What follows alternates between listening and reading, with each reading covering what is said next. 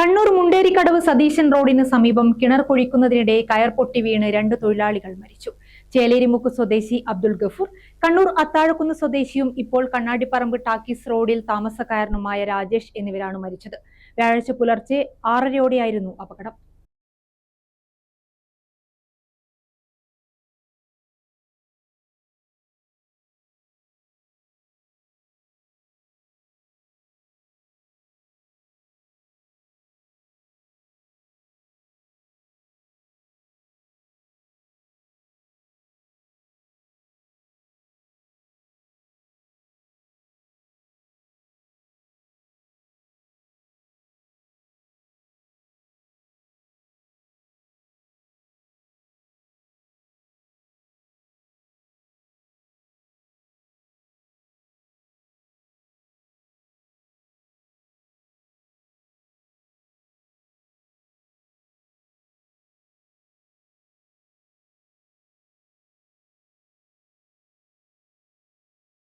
കിണർ നിർമ്മാണ പ്രവർത്തനങ്ങൾ നടക്കുന്നതിനിടെ തൊഴിലാളികൾ ഉപയോഗിച്ചിരുന്ന കയർ പൊട്ടി താഴേക്ക് വീഴുകയായിരുന്നു. വിവരമറിഞ്ഞ ഉടൻ തന്നെ നാട്ടുകാരും ഫയർഫോഴ്സും സ്ഥലത്ത് അതിസാഹസികമായി 2 പേരെയും കിണറ്റിൽ നിന്നും പുറത്തെടുത്തു.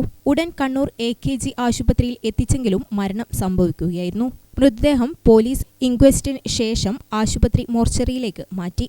ഗ്രാമിക ന്യൂസ്, കണ്ണൂർ.